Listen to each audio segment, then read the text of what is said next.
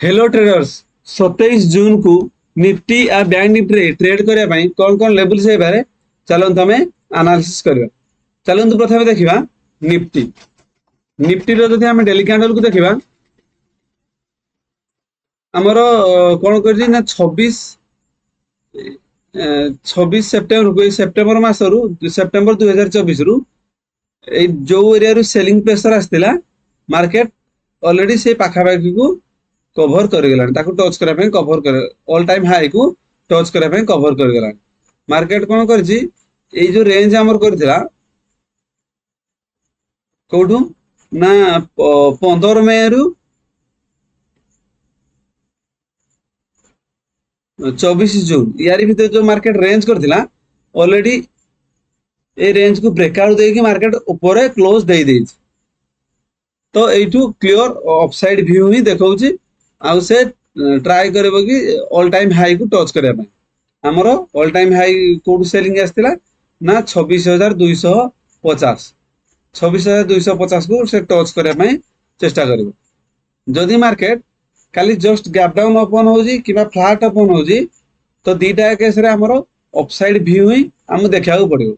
जदि मार्केट बहुत बड़ गैप अप ओपन हो जाउची ताहले डाउन साइड रे पुल बैक देई पारे नहले यदि फ्लैट ओपन होची जस्ट गैप डाउन ओपन होची तो दीटा केस रे हमरो अपसाइड व्यू देखा पड़िबो जो भला क्लियर कट मार्केट अछि।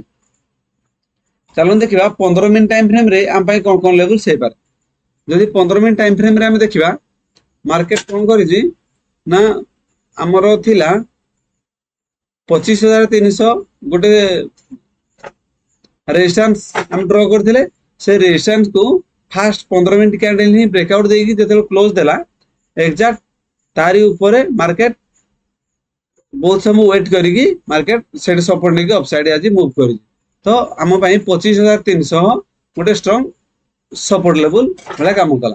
आज मार्केट कोड क्लोज देजी ना 25500 गोटे राउंड रो से पाखा पाखी आज क्लोज देजी।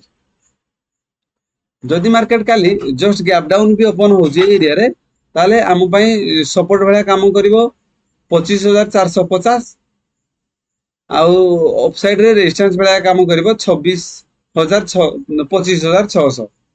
जदि मार्केट बहुत बड़ गैप डाउन एरिया रे ओपन होजी ताले 25300 हम पई पुनी सपोर्ट भला काम करिवो जदि एरिया रे मार्केट ओपन होजी गैप डाउन जदि ओपन होजी।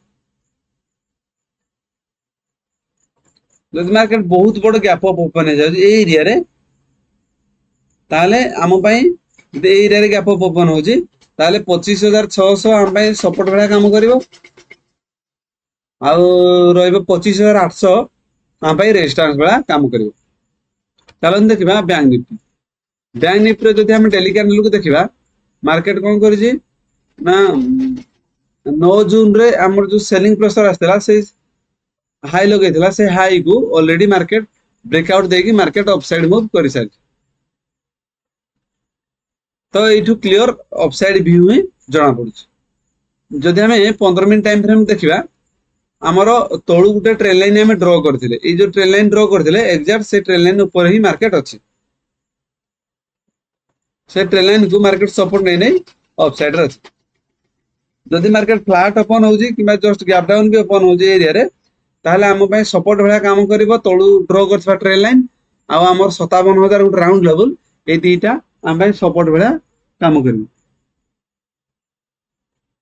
जदि मार्केट बहुत बड़ गैप डाउन ओपन हो जाउजी एरिया रे गैप डाउन कोठ हेबा दरकार मिनिमम हमरो 56550 56550 तळे जदि डायरेक्ट गैप डाउन ओपन होजी ताहले हमर व्यू नेगेटिव रहइबो नाही तो जे कोन से एरिया रे मार्केट ओपन हेले भी मार्केट पॉजिटिव ही रहइबो। जदि बहुत बड़ गैप अप ओपन हो जाउजी ताहले हमें पुल बैक को अपेक्षा करिया पड़िबो। एही बड़ी निफ्टी आ बैंक निफ्टी ट्रेडिंग लेवल्स पाए वीडियो को लाइक एवं चैनल को सब्सक्राइब करंतु। Thank you.